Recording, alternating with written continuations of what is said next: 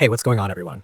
Welcome back to the channel. Today we're talking about the latest update for Pacific Drive, the new patch that just dropped, version 1.01.001. This one isn't a massive content drop like the previous update, but it's definitely one of those patches that quietly makes the whole experience smoother, more stable, and honestly, just a lot less frustrating for anyone who's been dealing with those weird bugs or crashes that snuck in with the Whispers in the Woods expansion.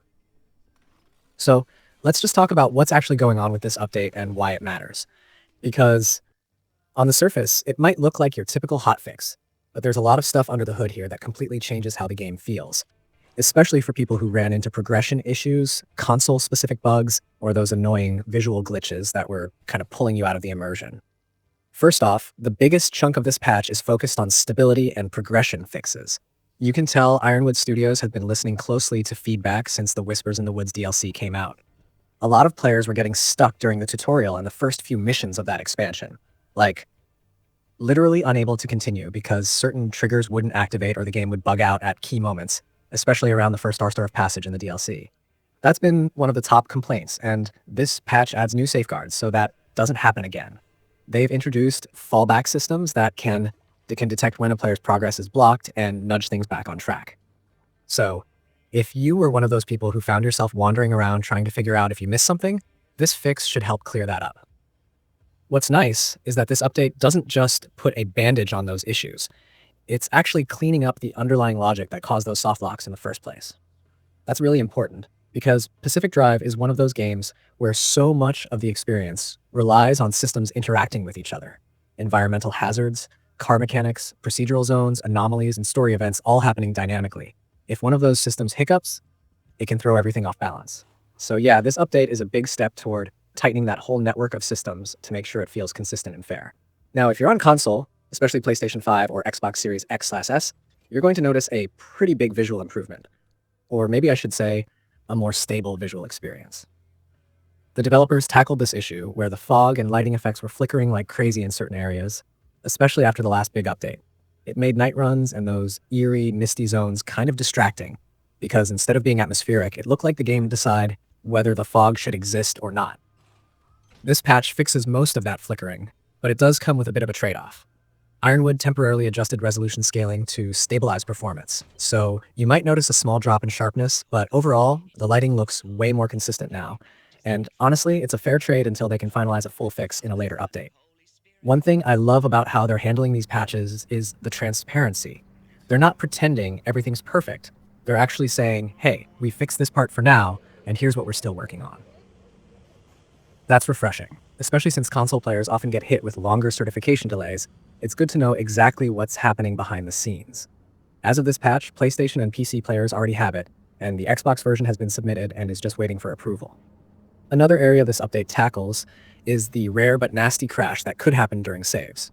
If you've played long enough to build a pretty hefty save file, like if you've been collecting everything, exploring all the anomalies, and doing a lot of crafting, the game could sometimes crash during an autosave or manual save operation. That was scary, because the idea of losing progress in a game like Pacific Drive, where runs can be intense and unpredictable, is something no one wants. This patch directly fixes that, improving how the game handles save data to reduce memory spikes and background load during those operations. You should notice fewer long pauses when saving too, which makes the whole flow of gameplay smoother. Now for PC players, there's one thing that's worth pointing out. Shader caching improvements, the ones that were promised to help with those little micro stutters you sometimes get when driving through new areas, aren't in this hotfix. They're coming in the next one, according to the devs. But even without that part, PC players are still seeing overall smoother frame pacing compared to pre-1.11 builds, thanks to earlier optimizations that reduced CPU and GPU load. If you're running on older hardware or a mid-tier setup, you'll probably appreciate that stability boost more than anything else. The developers also highlighted a few known issues they're still tracking. On Xbox, some people might still hear occasional audio stuttering, especially when zooming the camera. It's not super common, but it's there. Another small one involves controller haptics. Apparently, some players notice that vibration still kicks in even when they've disabled it in the settings. The current workaround is to disable it at the system level if it really bothers you, until a permanent fix lands. There are also a handful of little UI and visual quirks they've acknowledged, like status effect icons spinning oddly or ZI animations freezing mid-motion. Nothing game-breaking, but it's good to know they're aware. One thing I've always appreciated about Pacific Drive updates is how each one, even the smaller patches, adds polish without sacrificing the game's unique personality. Because let's be real, this isn't your standard driving game. It's atmospheric, slow burn, weird in all the right ways, and filled with moments where you're half in awe and half terrified your car is about to be ripped apart by some anomaly storm. So when they fix the things that break immersion, like flickering fog or glitchy mission triggers, it actually has a huge emotional payoff. You can just get lost in the vibe again, and that's what this patch helps restore. If you're new to Pacific Drive or just jump back in because of the Whispers in the Woods DLC, here's a quick recap of where things stood before this patch. The last major update, 1.11.0, was a big one. It brought in the entire DLC content, which expanded the story, introduced new zones, new hazards, new car customization options, and a ton of visual and performance upgrades.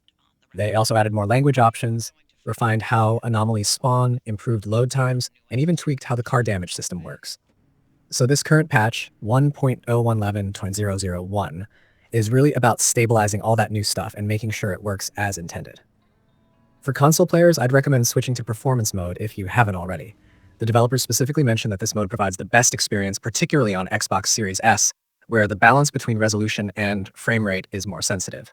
You'll get smoother driving and less input delay, especially in heavyweight weather conditions or during high anomaly encounters. The game's aesthetic still holds up beautifully, even in that mode, so it's definitely worth it. Another subtle thing worth mentioning is how they've been improving the feel of the world in these recent patches. The Pacific Northwest atmosphere, the fog, the flickering lights, the way the car headlights cut through the mist, feels more grounded now.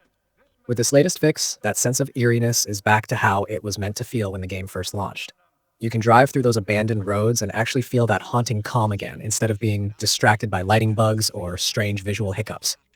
It really shows how much love the team has for the small details. It's also worth talking about how this patch fits into the bigger picture for Pacific Drive. Ironwood Studios has been steadily refining not just performance, but also accessibility and stability across all platforms. They've been open about future updates still coming, especially ones aimed at improving shader caching, load times, and maybe even expanding some endgame systems. So this hotfix is kind of a bridge between the big DLC release and whatever's next on their roadmap. If they continue at this pace, I could see the game feeling completely rock solid by early next year, which would be the perfect time to bring in new players who've been waiting for a more polished experience. If you're someone who put the game down because of bugs or softlocks after the DLC launched, now's actually a great time to come back. The fixes for progression issues make it possible to continue your run without restarting, and the improvements to stability mean you can explore those new woods areas without worrying about crashes or broken missions. Plus, since they've adjusted how saves are handled, your data should feel safer than before. And here's something I think a lot of players overlook. Even though this is a smaller patch, it shows how responsive Ironwood has been to player feedback. They're reading bug reports, watching streams, and responding quickly. That kind of engagement is what helps a game like this build long-term loyalty.